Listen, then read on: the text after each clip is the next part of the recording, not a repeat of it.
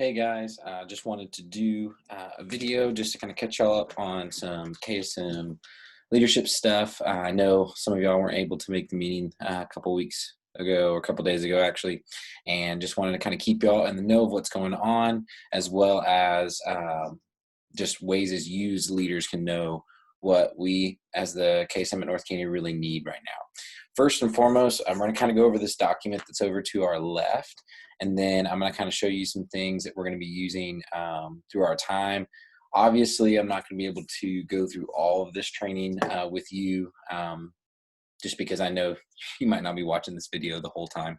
But there are going to be some different times that I'd love to meet up with you as leaders, as well as communicate with you on, hey, what does it look like for the next couple weeks and months, what this might look like for us at the new building. So let's get started. First off, you can look over at the timeline. September 6th, we're going to have our building dedication. We're still figuring out if that's going to be inside and outside, just depending on fire marshal and those types of things. September 9th is going to be our open house, where we allow our families and yourself to just come in and see the building. We are also thinking on September 6th at that building dedication to actually having a work day. And so what that would look like is we would have our building dedication, but then we would also set some time for us as a congregation to kind of put the building together, as well as just to assemble some things and what that looks like. But September 13th is the one thing that's going to be changing. We are all going to be a part of the first service at North Katy, and so our first KSM service will not be until that next Sunday, so September 20th. But our first Wednesday night, September 16th, is still going to be in play. And so one thing that I would love to hear from you as leaders is, what does it look like for you to serve in the KSM? If that's on Sundays, if that's on Wednesdays, if you could just please let me know on that. We definitely are going to need some people on Wednesdays. We're definitely going to need people on Sundays. But obviously, with services at North Katy, we are actually going to be starting with one service as we open the building. Two services is coming, but we're more or less to get into the building to make sure everything's running well and that we're doing well. We're going to start off with one. And so that also means that I don't need all of you at one time to be leaders for those things. And so I would love just to hear from you if you feel like you're going to be a Sunday morning, or if you feel like you're going to be a Wednesday, because we'd love to start splitting Sunday morning leaders into groups. And so when we do go to two services, we're going to have a group A, and then we're going to have a group B. And so you as a family, and also as followers of Christ, you can go to church and then also serve at the next service. But then also during this time while we're having one service, that we can actually kind of go on and off those weeks of serving one week and then off one week. But for you to still be able to get to know our kids and all the new families that are going to be coming through. And so right now, that one service will be at 9:30. When we go to two services, we will actually go to 9:30 and 11. Wednesday nights is going to be 6 to 7:30. What 6 o'clock actually is going to be is when we're going to start serving food. That'll look like pizza or Chick-fil-A or any of those types of things, which I'd love for y'all's help to administer that out to our kids, as well as just to make sure no one's going crazy. But 6:30 is when our service will start, and 7:30, hopefully on the dot, we will be ending. There'll be a little bit of hangout time, but there won't be too much to where you can't be home by 8 o'clock. And so that's just kind of the time restraints that we're looking at. But what we really need for you as leaders is, we've definitely got some spots that we definitely need filled. First off, student check-in. We're going to have 3 check-in systems. 2 is going to be for our current already known students, as well as students that are already in the system and know what's going on. But then the other one is going to be for our new students. What that's going to look like is you're going to be able to not only check them in, but one of the new things that we are actually going to be starting to do is we're going to be giving our kids this little card that kind of gives them a little bit of an example of what we are. But this QR code, if you just scan it, it takes you to a Google form where they can type in their information. It sends it to me digitally so that I can put them in the bridge. And then that next week, they're able to use those other computers to check in. All they'll have to remember is their phone number. And so everything is super easy. You don't have to be super techie to know how to use these things. If you can use a camera, you can use a QR code. And if you know how to use your phone and how to type in those phone numbers on the check-ins, you can definitely help us out there. Another place is going to be our student photo station. One of the things that's going to be a tradition within the North Katy KSM is if you're new to the KSM, that's when you get your picture taken. And so for the first couple of weeks, obviously everyone who walks into the KSM, we're going to be taking their picture. They're going to be holding the sign with their name and also their grade. And these are going to be pictures that we flow all the time in the KSM. That helps me remember their names, but it also helps you remember their names and where they're coming from and what grade they're in. And every year we're going to renew those pictures. We're going to continue to find creative ways to making sure that anyone who walks into North Katy KSM knows, like, I'm being known, someone knows my name, what grade I'm in, what school I go to, and I'm known. And so we're really going to double down on that, of really knowing kids' names and what that looks like. And so we need a welcome crew. That's someone standing at the stairwell. I'm going to be sending y'all some videos of just the finished building, but you kind of go up the stairs and there's a little platform with a TV right there, just to be able to kind of point people, hey, the KSM's right down the hallway, just kind of welcoming them in. We're going to have small group discussion leaders. Those are going to be coming more and more as we get more and more comfortable with COVID and with CDC guidelines and all of those different things. Right off the bat in North Katy, we're going to have kind of just organic small group discussions. We're not going to have core groups. And I'm going to talk a little bit more about that soon, but more and more as we get into the year, the more and more those small group discussion times will be more specific as well as planned out. And then also I'm definitely going to need some media and sound help. We're going to be blessed with a really, really cool room, but also just knowing, hey, we need some sound people and some media people. What that really consists of is pushing a slider up and down if I'm loud or too loud, or the music is loud or too loud, and then also pressing a button just to go to the next slide. So I'm not wanting to ask y'all to run a mix or any of those different things, but just to kind of help us out with those small little details, that'd be great. What we're looking for is 6 leaders needed per service. That also includes me, and that also includes, anyone else that might come in. And so I'm not set on that number, just because we're going to continue to find more and more ways that we can utilize parents, but we're also going to start utilizing even some of our students. We have some amazing high school kids that would love to pour into the kids that are around them. And so those would even be considered as leaders for us. And so what I'm hoping is to continually have 6 leaders that are constantly looking for these goals that are below. The goals would be to make every student feel welcomed and appreciated. What does that mean? First off, that you know their names, that you know their first name, that you know their last name, whatever that looks like for you to remember that, but that you would remember a fact about them, that you could be able to go, hey, there's Johnny and he plays football. How's football? And there's a fact that you're able to actually continuously always connect with them, and then showing excitement when you see them. When they walk up, that you're being able to go, man, it's so good to see you, Johnny. How has football been? It's just one of those things where everyone feels so known and so welcomed, but also the one twist on that I really want us to really focus on is that they're appreciated, that they're there. That we look at them and say, hey, there are a lot of different things that you could be doing today. There's a lot of things that you could be spending your time doing, but you decided to come here today. And we appreciate that. We love that, but also the Lord wants to use that. And so we want to just make sure that they know they're welcomed and they're appreciated. The second one, being intentional. First, we know the first couple years we're going to be having a lot of different kids, a lot of different families coming into the KSM. And so we've got to be intentional first, which means us putting the awkwardness first. We've got to take on the awkwardness in our court first, which is approaching them first, answering first, and being vulnerable first. And so what does that look like is, first off, when you do see a kid, you don't wait on them to come and talk to you. Obviously, you got to be intentional. You have to go and say hi. You have to go and ask the questions. But if that kid maybe doesn't answer a question, let's say it's in a small group, that you kind of go, hey, what do you think Jesus is saying here? And you kind of ask the group that you would look at them and say, give them a second, but then also go, this is what I think, that you would answer first, and being vulnerable first, allows them to realize, man, like they're setting the tone of what this looks like. We always have a motto in North Katy KSM, which is we're not here to waste our time. And so we want to continue to remind our kids, hey, when you come up here, we want to be intentional, but we're not going to ask you to do anything that we're not willing to do. And so as a leader, we would ask you, be intentional first. Ask those deep questions. Don't always go for the shallow things, but actually look at them and go, hey, what was the hardest thing that you happened to you this week?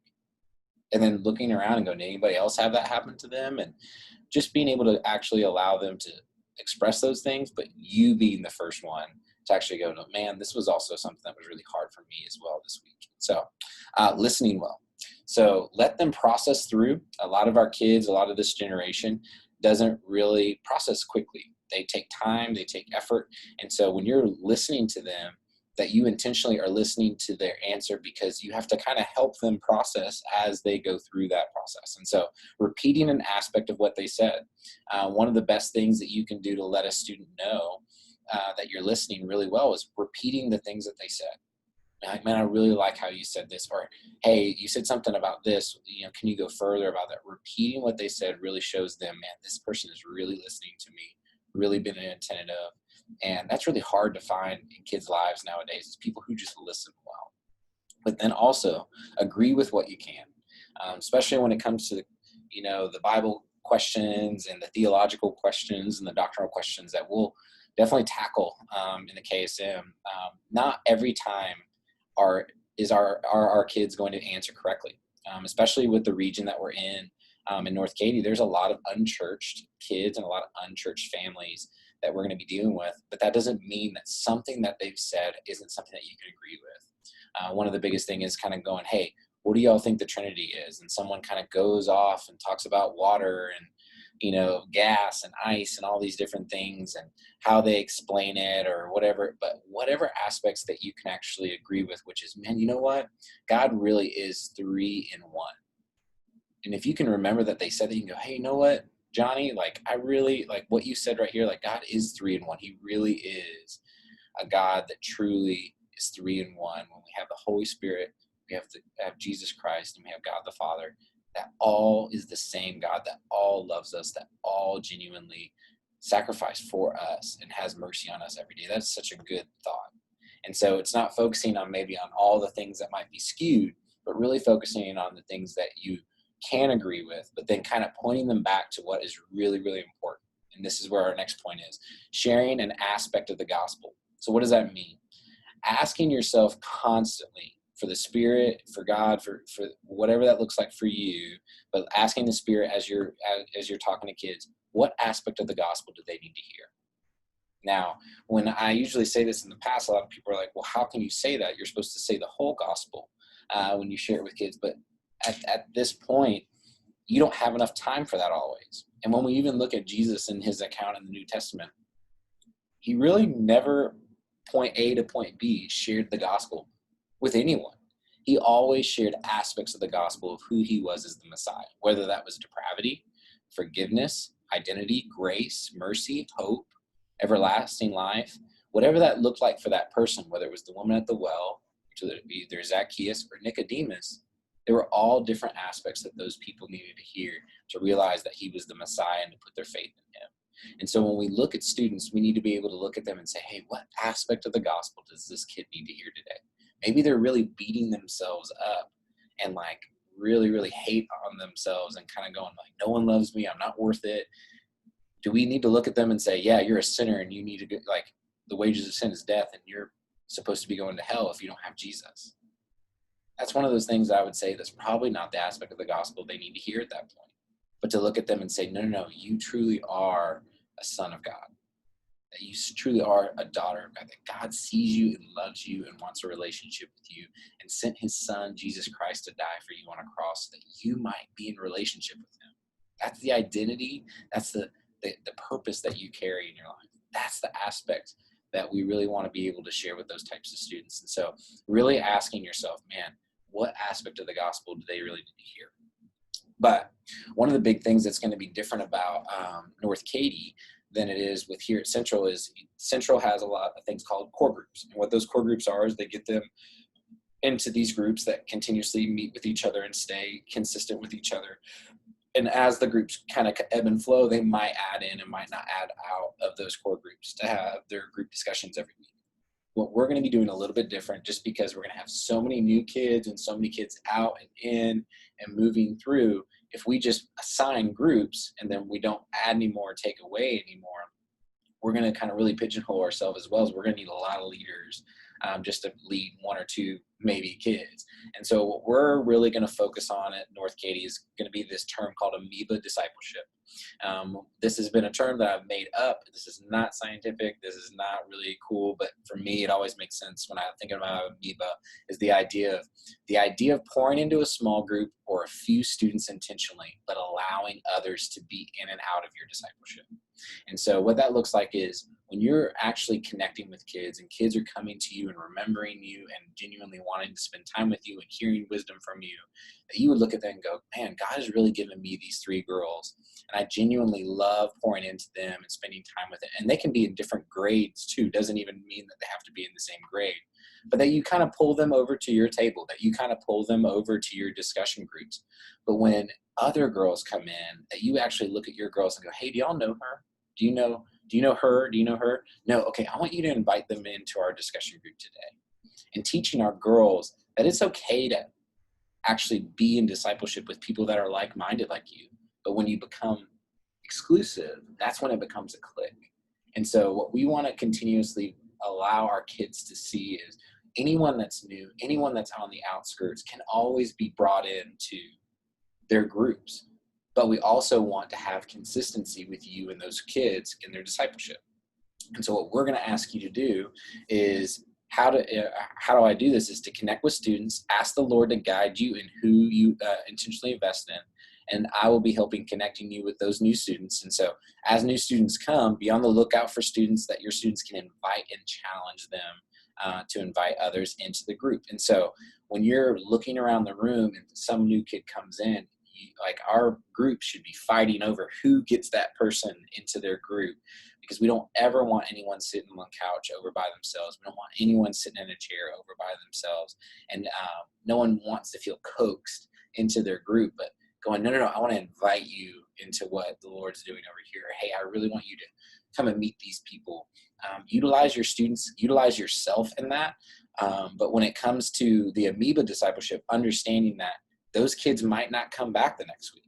They might be there for 4 weeks and they might not come back, or they might be there for 10 weeks and then all of a sudden, be sporadic after that. Just understanding what this will look like for North Katy. There will be a lot of ebb and flow, but allowing yourself to really stay focused on the kids that are genuinely there for your discipleship and want to be intentionally invested in you, and that you're challenging and connecting with, but also allowing so many other kids to come in and receive from you as such just amazing followers of Christ, which is why I've asked you to be a part of the KSM. And so that's just going to be really important for us, because this strategy allows for our ministry to be strong in relationship and discipleship, but not exclusive to new students and families that'll be trying out our church for the first time.